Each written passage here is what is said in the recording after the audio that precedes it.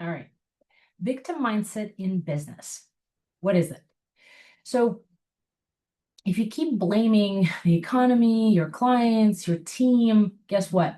You've just hired Excuses, Inc. as your business partner, and that partner will run your company to the ground. That's just how it is. So, what is victim mindset and how does it show up in business? Victim mindset is not a characteristic of who you are. It's not a an attribute, it's just a thought process, right? And because of that, it also can be controlled. Victim mindset is a stance, a choice that you make that things happen to you, not because of you. So the most important part of victim mindset, and if and when you catch it, catch yourself going down that spiral, is to acknowledge that it's really hard to run a business. Every time I say, oh, this is a hard business, about a restaurant business or production business or really any business, I catch myself and I say, but really any business is a hard business if you run it well. And so it's really hard to say, running a business is hard. It's much easier to say the economy is really bad right now. It's also easier to say the market's bad than it is to say, you know what, my strategy is off. I need to work on that. And so there is clarity in understanding victim mindset and when we fall into it as business owners. So how can you spot victim mindset? How can you catch yourself falling into it, right? Many accountants are great at this, right? I can't raise my prices because people will leave. I'll lose clients. People won't pay that. It's too expensive. Too expensive, says who? You blame employees, clients, vendors, and think that they're the problem. You avoid looking at numbers because I'm not good at math, or I'm not a numbers person, or whatever other excuse, or I don't have good numbers, right? You also wait for the right time to make moves, to make decisions, and often procrastinate those decisions, right? To making decisions. And then you also justify burnout and chaos and putting out fires in your business constantly because that's just how business is. It's not. These are, again, victim mindset is not a personality trait. It's more of those check engine lights on your dashboard. That's really what it's mostly about, right? And so why is the victim mindset so dangerous in business specifically, right? It's dangerous because victim thinking kills ownership. As soon as you say the economy is so bad or the pandemic happened, oh my God, what do I do? You relinquish control of your business to that person, thing, event, or whatever that is. And when there's no control, there's no leverage. Whenever you have control in your business, you have leverage. When you don't, you don't. And so it's dangerous also because it keeps you reactive and not proactive. Accountants are a great example. I use accountants because I've been a traditional accountant and I know what it's like.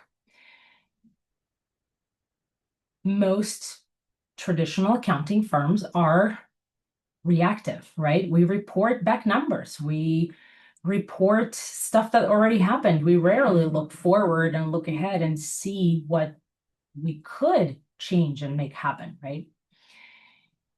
Also, in business, this attitude, this choice of not taking ownership attracts drama, attracts chaos, because chaos is familiar. Putting out fires is familiar. It's easier because you know exactly what to do for that moment, for that problem, for that issue.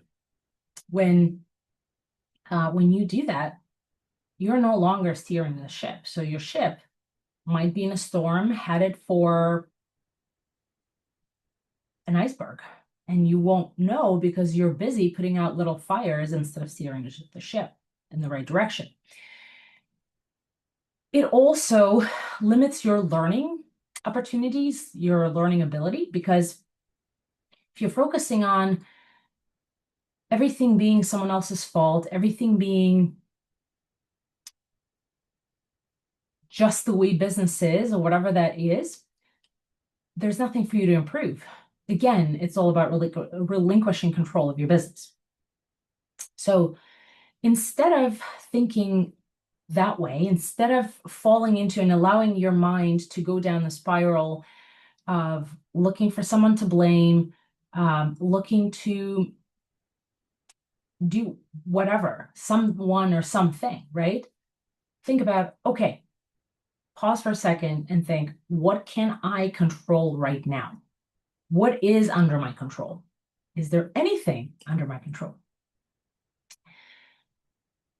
There always is something under your control, whether you like it or not. And so that's the reframe that you need to start with. Maybe sometimes some of us need an intermediate reframe. Think about something else. A squirrel, a deer, a bad weather or great weather outside, whatever that is. Intermediate mindset shift. Then also kind of watch your language. Watching your language is important. And instead of saying, I can't do this, I can't do this again this way or whatever, replace that with, I choose not to. Take ownership of your choice. Take ownership and control of your business. And then also look around you, because the way you talk, especially if you're a business owner, other people will pick up the same signs. And so look for those who are looking to help you solve this problem, not just complain. Sometimes, temporarily, for a very short period of time, it's okay to complain. It's okay to bitch about stuff, right? I'm totally okay with that. We all need to vent sometimes, right? But allow yourself limited time to do that and then move on to the next. And that is solving a problem, solving the problem that's in front of you. I'm a big fan of routine, of data-driven habits, entrepreneurial habits. You will often hear me say that kids thrive in a routine, especially little kids, because that creates control and expectation and stability for them, for their minds. And really, for adults, it's no different. Having a routine that's a habit, that's data-driven, is super critical. And numbers are your best friend when it comes to that. And numbers have magic power. They do. They empower you. They show you what's possible and what's not. And when they show you what's not possible, it makes you think, okay, how can I make this happen? I really want that.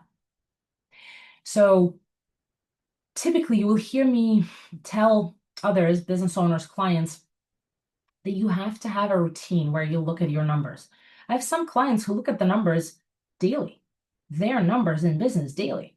And they don't just look at their bank account. They look at what's coming up in the next week, month, quarter. And that's a really critical habit that we all need to build if we want to build a good business. Just looking at your bank account doesn't really help you run a business. And there is a great book, Profit First, by Mike Michalowicz, that I can recommend for that. It really helps you understand why looking at your bank account is not a business strategy. Also, in order to kind of shift to ownership mindset instead of the victim mindset, you have to celebrate responsibility. You have to reward responsibility. I'll give you an example. When it rarely happens, but sometimes my team doesn't catch mistakes in accounting. And one mistake makes it through 1 or 2 QA quality assurance process. And I discover it on a call with a client. That's a terrible thing to discover on a call with a client, right? Especially since we position ourselves as a really good accounting firm. And so what happens is that instead of blaming a specific team member who made the mistake or another team member who didn't catch it, what I focus on is this: where did I fail and didn't support them and didn't provide guidance enough for them so that they wouldn't make the mistakes? Where did I fail? I failed because I didn't review the numbers before the call with the client. So I take responsibility back into my hands. I take the reins back into my hands and drive it, because that's powerful. And believe me, it's not the most pleasant thing you can do. Taking responsibility back and saying, anything that my team does is my responsibility. It hurts. It hurts the ego for sure. But that's where the power is, because then there is no blame and there is, what can I do to make this better next time? And so just to kind of put things in perspective, every time you say, this happened to me, why me? You lose leverage. You lose control of your business and sometimes life as well. And every time you say, what can I control in this situation? What can I do next? That's when you take the power back. That's when you take the reins back into your own hands. And that's when you gain momentum in your business. And that's when you actually build a business that changes lives, including your own life. And that's what I really am all about. I love that. So one little challenge for you for next week: write down a journal, a piece of paper, your Remarkable, or whatever that is, whatever you use for your tools, your iPad or another tablet. Catch yourself once, just once, and write it down, blaming someone else or something else, something external, whether it's the administration, the economy, the employee, the vendor, whatever. Write it down and then flip the script. Rewrite it with, okay, what can I choose to do next? What can I control, and what should my next step be? Try that. And you know, your business really doesn't need a hero. It needs a leader, and that leader is you.